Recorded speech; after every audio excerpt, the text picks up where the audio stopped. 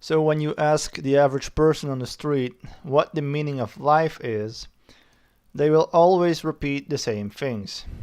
It's about chasing positivity, happiness, acceptance, loving yourself and everybody else, growth, becoming a better person, becoming more efficient, helping the world, solving problems, finding your passion, becoming one with the universe, living in the moment and forgetting about the past and the future, learning how to deal with negativity, discovering your true self, becoming spiritually enlightened, loving and believing in the Lord, and praying to Him every day, and so on.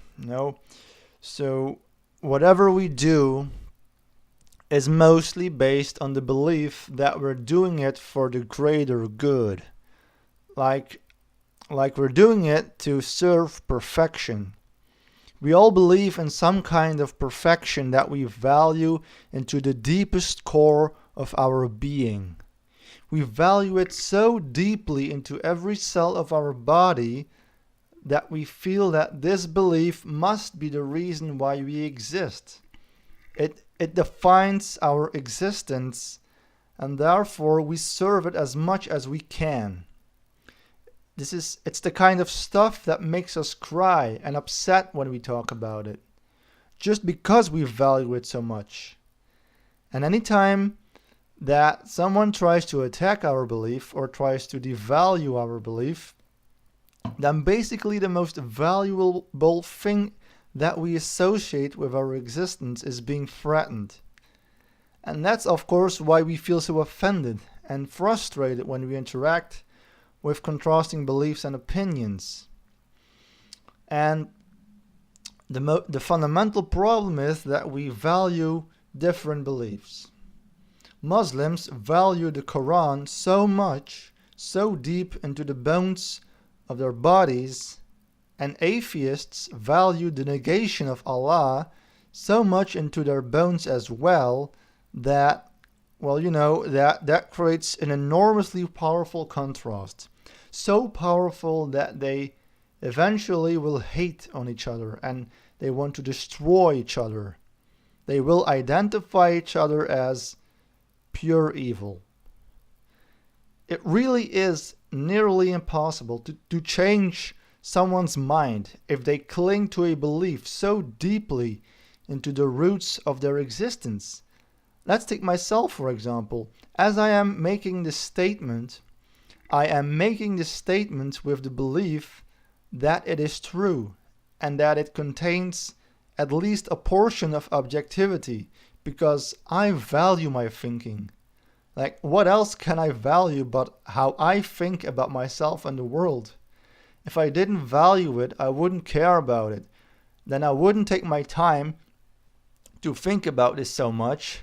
But since I have dedicated my life to discover the core principles of life and what we're doing here in this existence, I value it.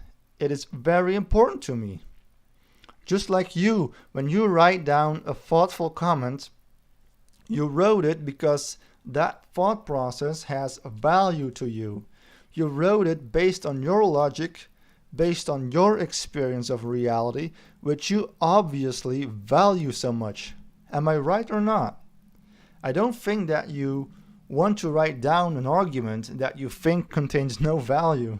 No, you definitely think it contains value. You share your thoughts with the intention of it containing some objective value that really is valuable to you, right?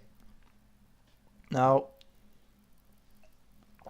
it is precisely this kind of value that I know that you value to the whole of your existence, that I respect. I respect the fact that you will cry for your belief. I respect the fact that you will hate for your belief. I respect the value that you associate to your belief. I respect all the emotions that you experience associated with this belief, because those are real fucking emotions, just like my emotions that I have for my own belief, for whatever I believe is absolute truth. And it doesn't matter what your belief is. I am not interested in the content of your belief. I am only interested in your emotional experience associated with your belief, because those are the exact same experiences as my own experiences.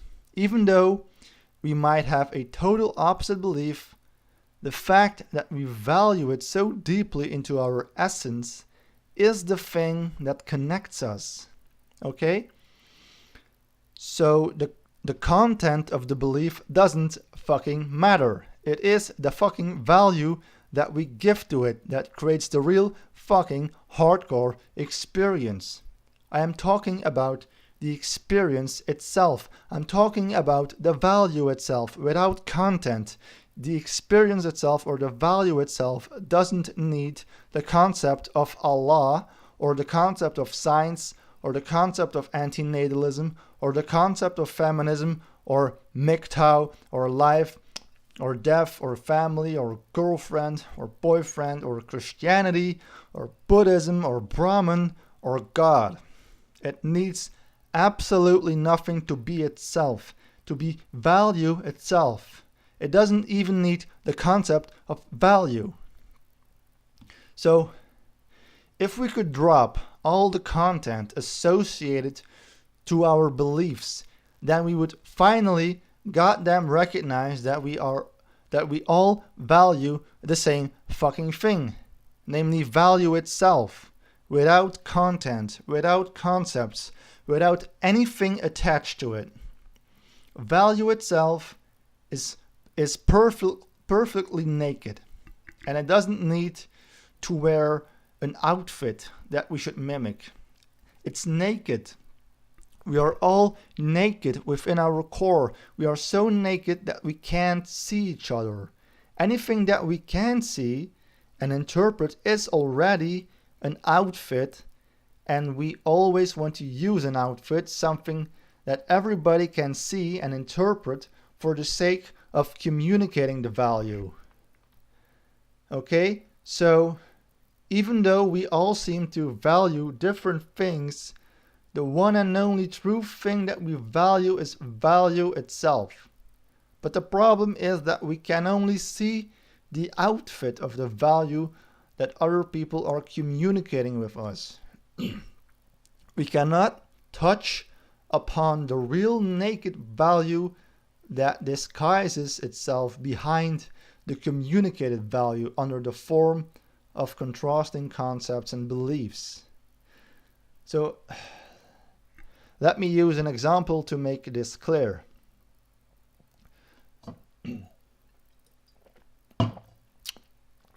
So antinatalists don't really value life, and so they value the fact that they devalue life. They value the devaluation of life so much that this becomes the most important thing in their lives. The same with pronatalists.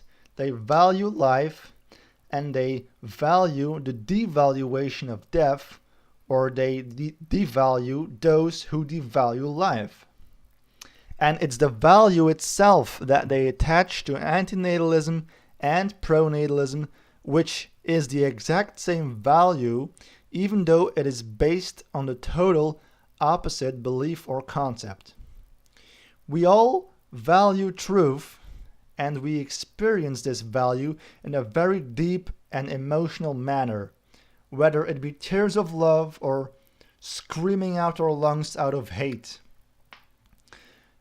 The only unfortunate part of the matter is that the truth that we all value so deeply is being communicated through beliefs and concepts distributed over a very, very wide spectrum of varieties. In other words, the truth is being expressed through all the possible beliefs which are valued into the core of people's hearts or into the core of their logic. And we will fight and hate on those who value another belief, or at least the fact that we will try to devalue other people's belief. So so if you thoroughly disagree with me right now, and you absolutely value the fact that you disagree with me, then that becomes your truth. And I'm not talking about the content of your counter arguments.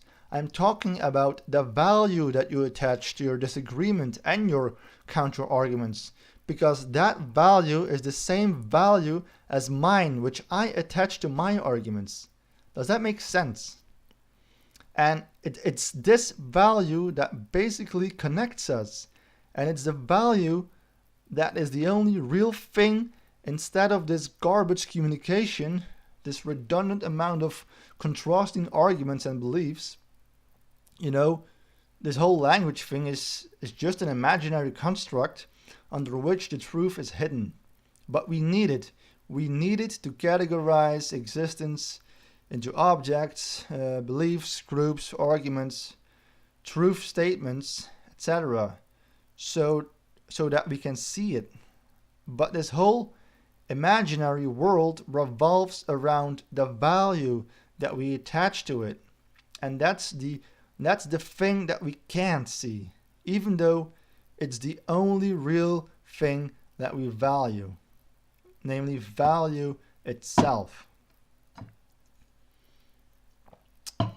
So yeah, until here, I feel like this theory is still far from completed, but this is what I have been thinking about the last 2 days.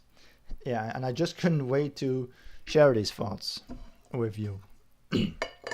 So yeah, thanks for listening.